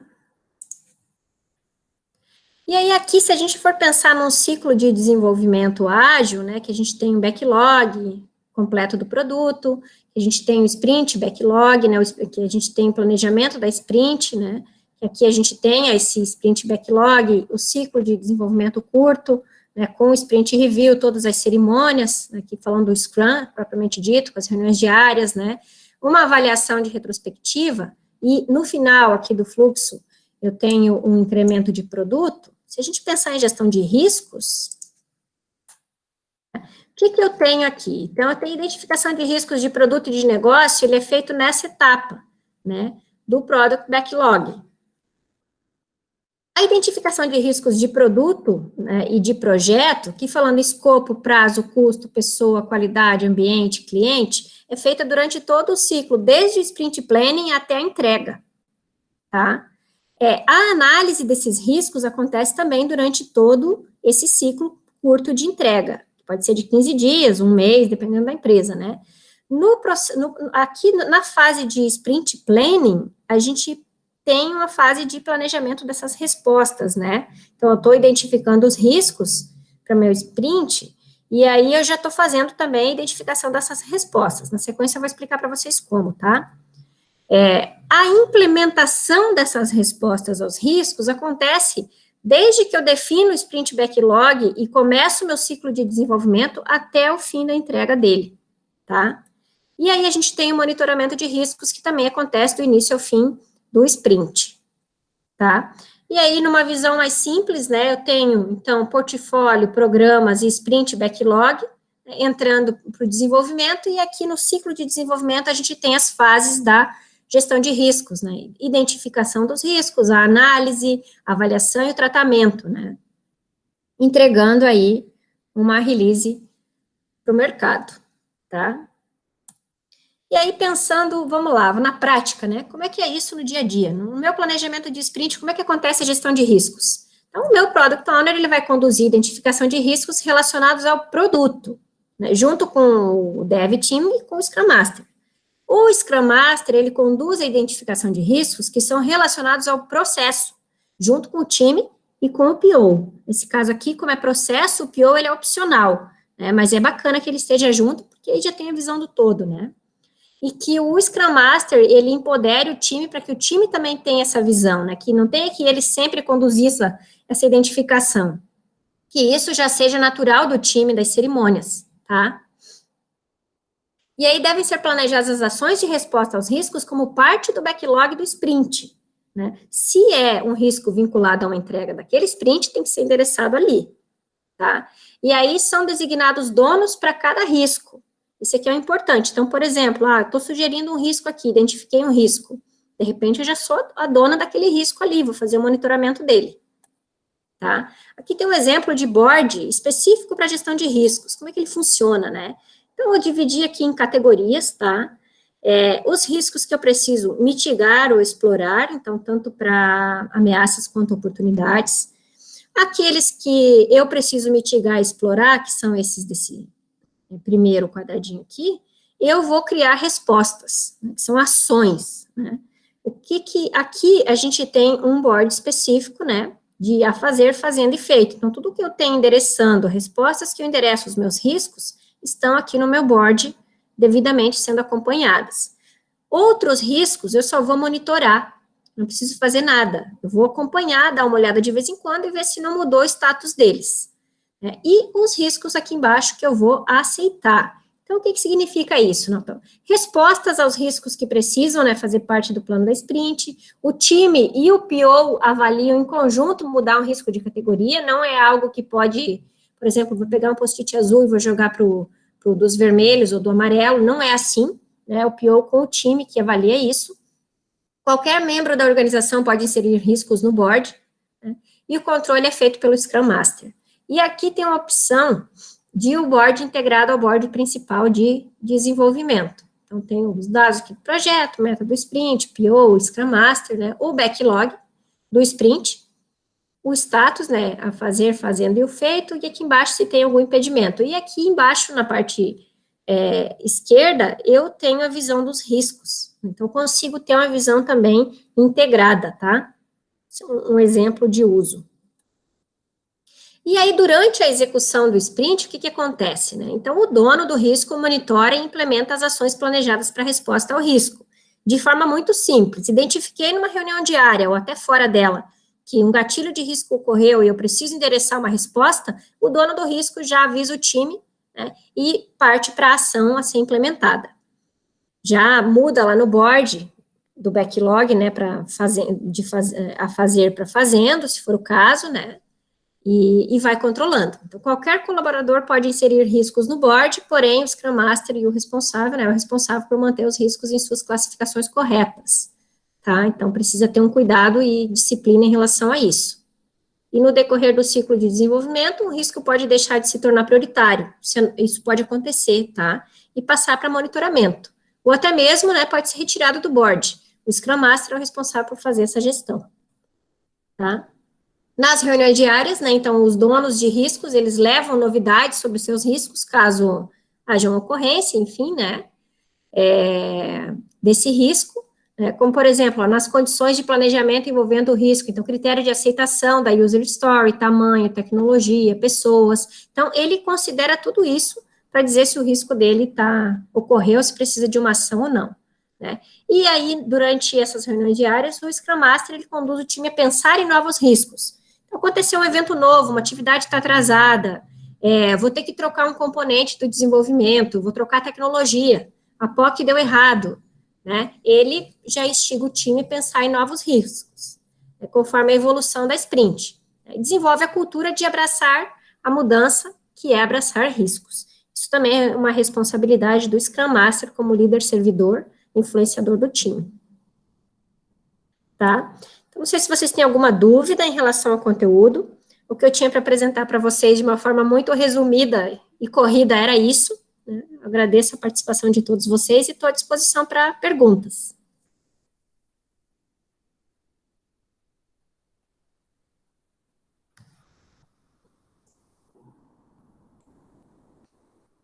Alguma dúvida, gente?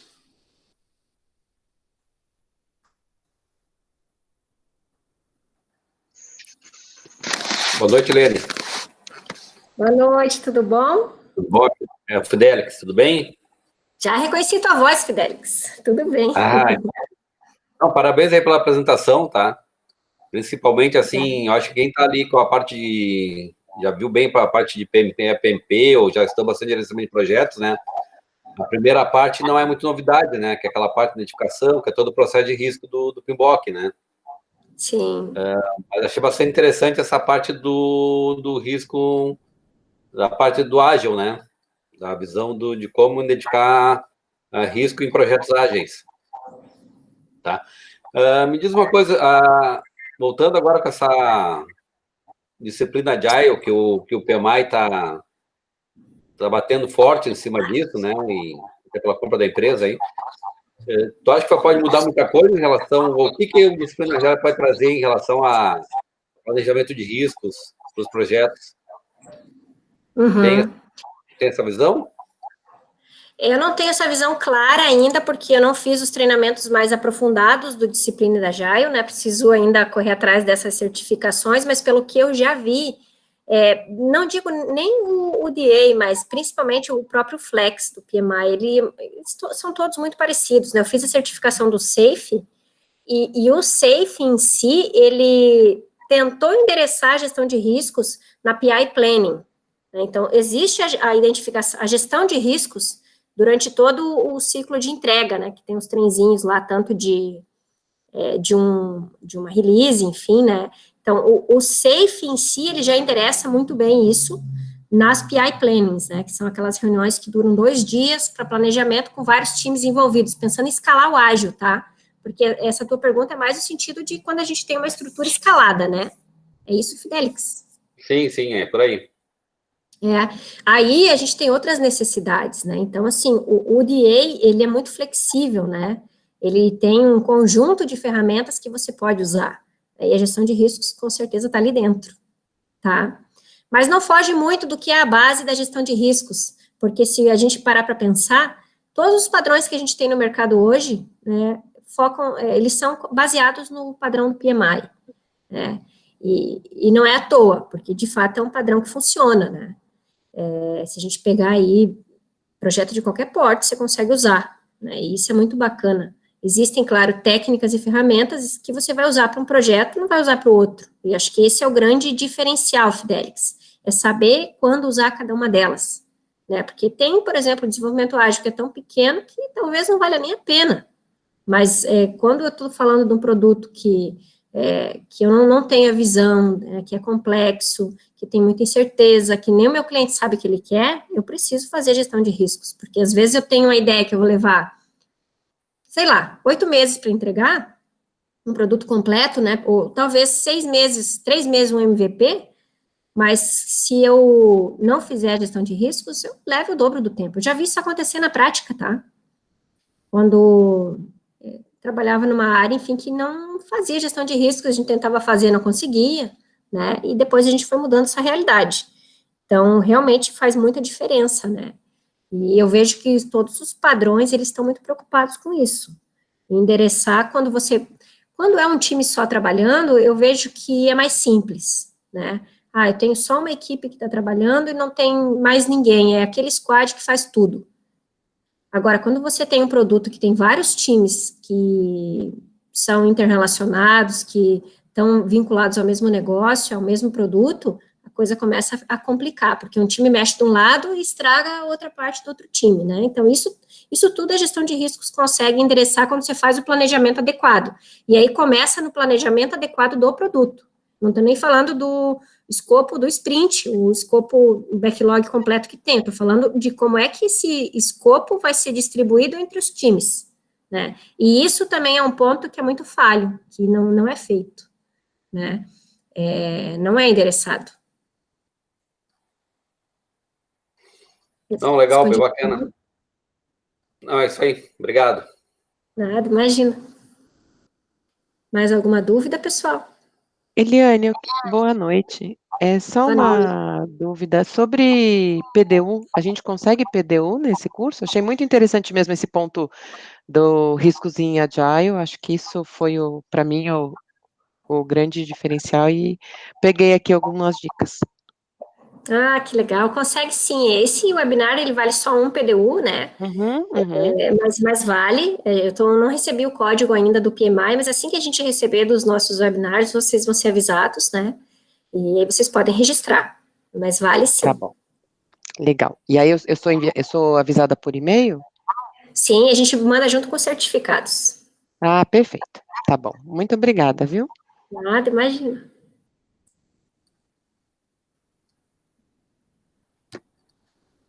E aí, pessoal, mais alguém?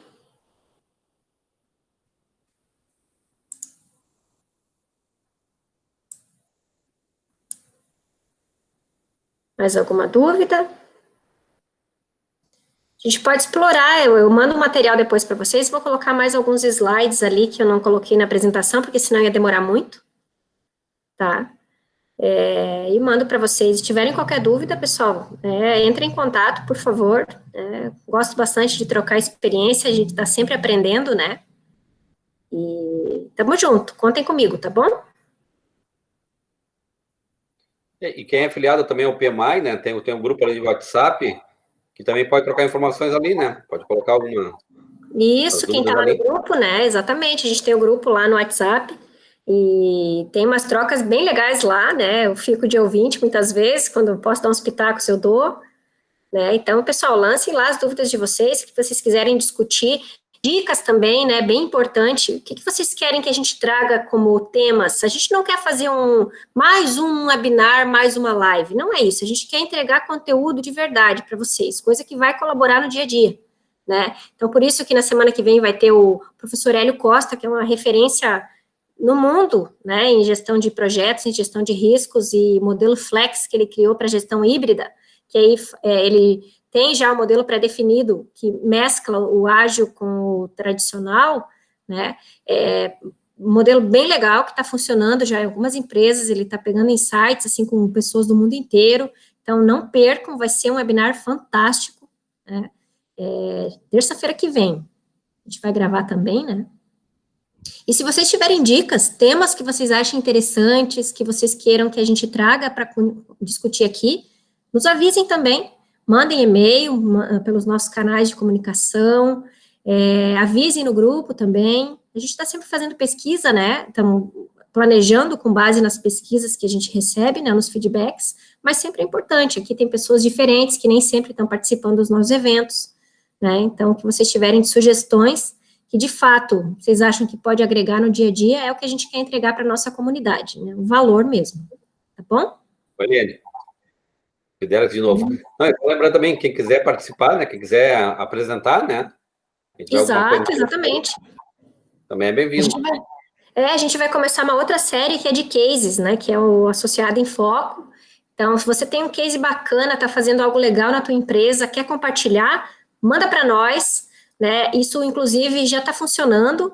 Tem um canal que você se inscreve, foi divulgado no LinkedIn, em todas as nossas redes sociais, né?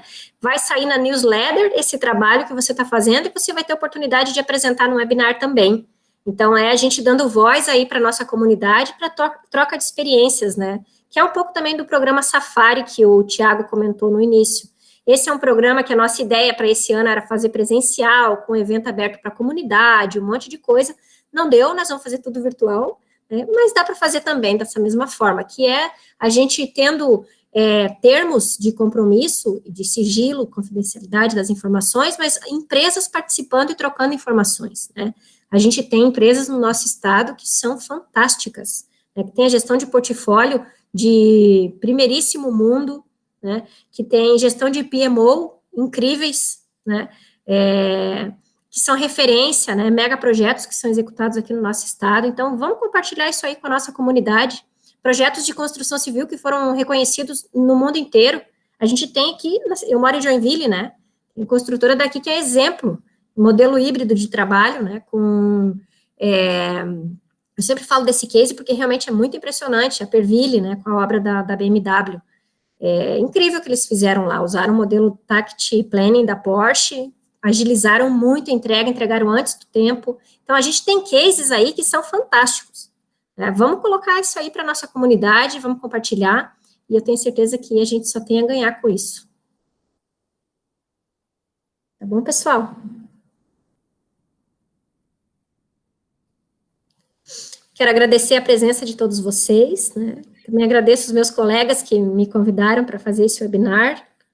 Eu sou um pouco resistente em fazer algumas apresentações, o pessoal até briga comigo, porque, como presidente do capítulo, não acho, né, que eu tenho que ficar o tempo todo aqui, a gente tem que dar oportunidade para os demais, né?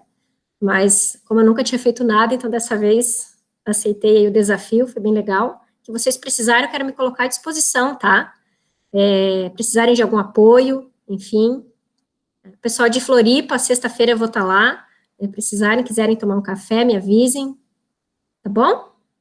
A gente troca mais umas ideias. Muito obrigada, Elaine. Valeu, gente. Muito obrigada. Boa noite. Valeu, obrigado. Vamos ver vocês aqui. Obrigado, Eli. Boa noite, Eli. Boa noite a todo mundo. Tudo de bom, hein? Valeu, tchau, tchau. Obrigado. Boa noite. Não se esqueçam, hein? Parabéns, tá? Obrigada. Terça-feira, hein, professor Hélio Costa. Maravilha. Combinado. Terminar de gravar aqui, vou disponibilizar o link pra gente. Obrigada, Elton. Obrigada, Tiago. Obrigada a todos vocês. Parabéns, Eli. Parabéns, Elton. Pessoal que está organizando. Foi ótimo. Valeu, Rô. Obrigada. E outra, quem está aqui ainda, que quiser ser voluntário do PMI Santa Catarina, por favor, nos procure. A gente tem bastante atividade bem legal aí para